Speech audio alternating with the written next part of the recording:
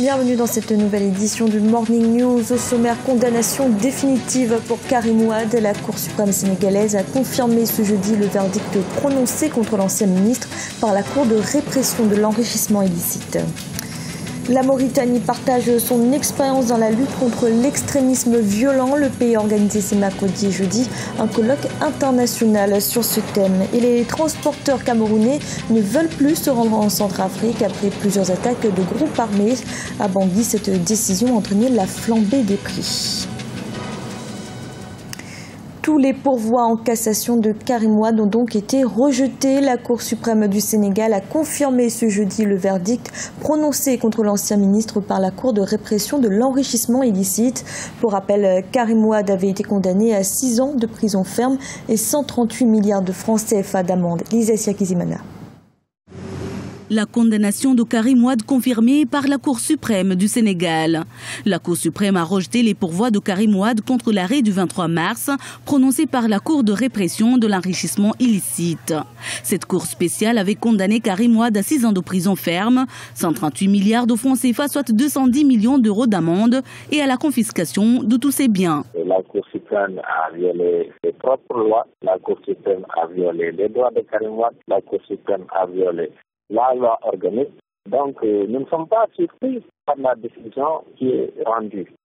Je crois que ce qu'il y a d'important à rappeler, et c'est un ressort de la décision rendue par le groupe de travail, toute la procédure concernant Karim Wade a été faite selon des règles inéquitables en violation par le Sénégal. Karim Wade est accusé d'avoir illégalement acquis 118 millions d'euros par le biais de montages financiers complexes lorsqu'il était ministre, c'est-à-dire sur la période de 2000 à 2012. Ses avocats dénoncent un procès politique et envisagent de faire appel à la communauté internationale. Au niveau de la défense, je crois que les perspectives qui s'offrent à nous, c'est aujourd'hui d'engager la communauté internationale à inviter à l'État du Sénégal à respecter ses obligations et à se conformer à la décision du groupe de travail qui dit que la détention de M. Karim Wade est arbitraire. La décision rendue à la suite d'une procédure inéquitable ne peut avoir aucune valeur sur le plan du droit international et sur le plan de l'équité. Karim Wade est en détention depuis avril 2013. Le 21 mars 2015, il avait été désigné candidat à la prochaine élection présidentielle de son parti, le PDS, le Parti démocratique sénégalais et principal parti d'opposition. En Guinée-Bissau, le président José Mario Vaz vient de nommer un nouveau Premier ministre. Il s'agit de Bassirou Dia, porte-parole du gouvernement. Le 12 août dernier, le chef de l'État avait destitué le gouvernement de Domingo Simoes Pereira en raison d'une crise de confiance au sommet de l'État. Awa Barkala. Bassirou Dia, nommé nouveau Premier ministre bissau-guinéen ce jeudi 20 août. Sa nomination intervient une semaine jour pour jour après la dissolution du gouvernement de l'ancien Premier ministre Domingo Simoes Pereira, une décision du président Mario Vaz qui déçoit une grande partie des Bissau-Guinéens. C'est une totale désolation à Bissau. C'est pas ce qu'on espérait du président de la République. Parce qu'on ne substitue pas une équipe trilingue. La personnalité du Premier ministre qu'il a nommé, il n'est même pas la vôtre. Je ne pense pas qu'il va faire un long feu. La population n'est pas tout à fait d'accord avec sa nomination. Le PAIGC, le Parti africain pour l'indépendance de la Guinée-Bissau et du Cap-Vert, formation au pouvoir, rejette le choix du président Mario Vaz, la qualifiant même de coup d'État constitutionnel. Le PAIGC exige la reconduction du Premier ministre destitué et appelle la population à manifester. Il ne peut pas être Premier ministre. Parce qu'on connaît sa compétence. Il n'est pas tout à fait, il n'est pas compétent. Mais si le président a confiance, on va voir ce qu'il va faire. Mais je suis sûr qu'après demain, il y aura des manifestations ça et là, dans tout le territoire national. En fait, ce qui m'inquiète de plus, les militaires jusque-là n'ont pas manifesté, ils n'ont pas donné leur avis. La communauté internationale menace déjà la Guinée-Bissau de sanctions si la stabilité sociopolitique n'est pas rétablie dans les plus brefs délais. Ce pays lusophone de 1,6 million d'habitants a connu plusieurs coups d'État réussis ou avortés depuis son indépendance en 1974. Une délégation de la CEDEAO est arrivée ce 20 août dans le pays pour la stabilisation du pays au cours de cette période de transition. La Mauritanie a organisé ses 19 et 20 août un colloque contre l'extrémisme. La rencontre avait pour thème culture de la paix et modernisation contre moyens de lutte contre l'extrémisme violent. L'objectif était de partager l'expérience et l'approche mauritanienne sur cette question sensible. Lisa Siakizimana.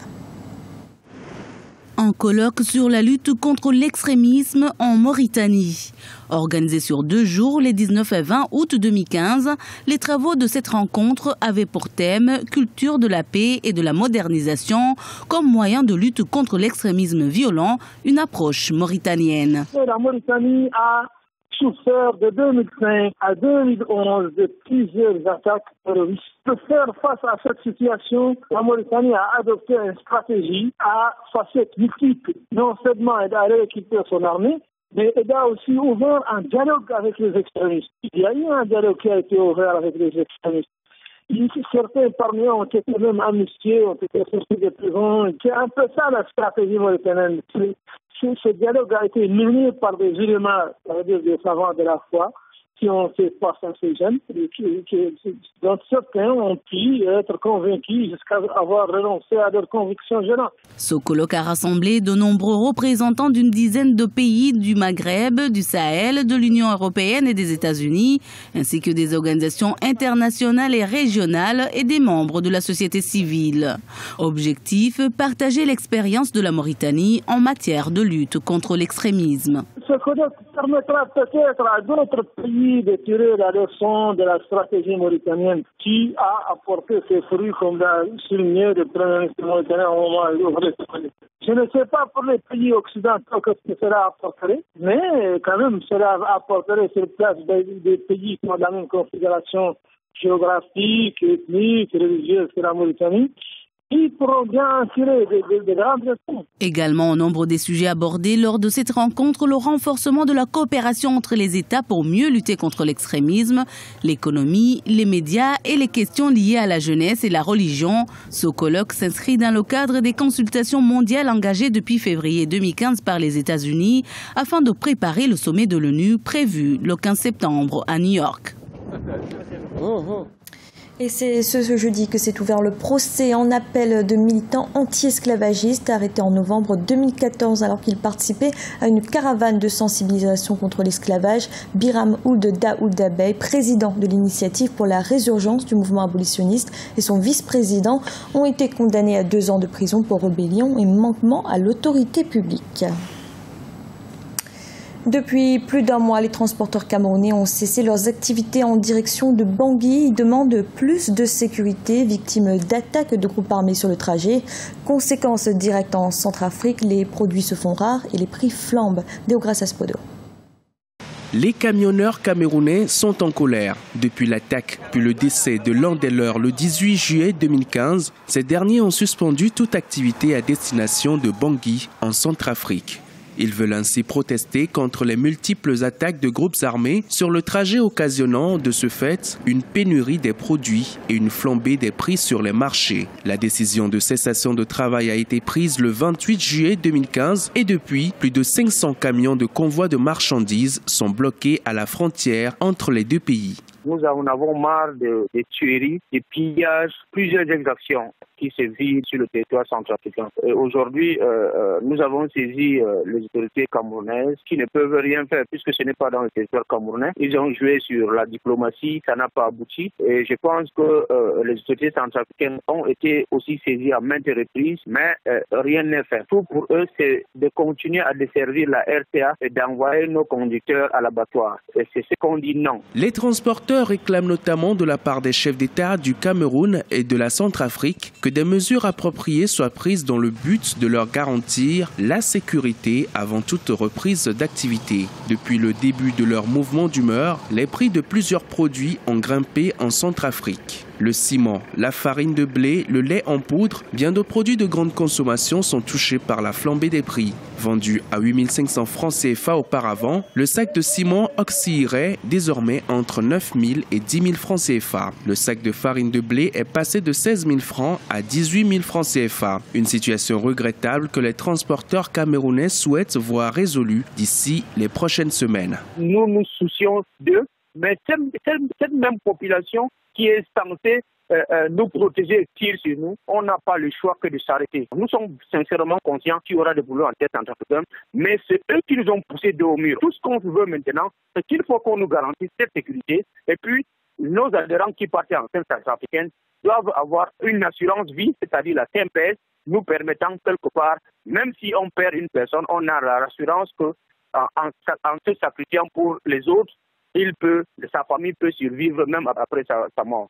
En Centrafrique, le salaire moyen mensuel par habitant est estimé à un peu plus de 25 000 francs CFA et la situation actuelle pèse davantage sur les ménages. Le pays dépend encore essentiellement du port de Douala en ce qui concerne les produits de première nécessité et donc nombreux sont-ils à réclamer un retour à la normale dans les plus brefs délais. Et du sport, la 5e journée de la phase de poule de la Ligue des Champions se déroule du 21 au 23 août. Dans le groupe B, l'ES Sétif, tenante du titre, doit gagner chez son rival algérien l'USM d'Alger si elle veut se qualifier en demi-finale du tournoi. Au match aller, l'USM avait battu l'ES Sétif 2-1. C'était le journal de la rédaction. Merci de l'avoir suivi. Retrouvez dans un instant une nouvelle édition de l'information.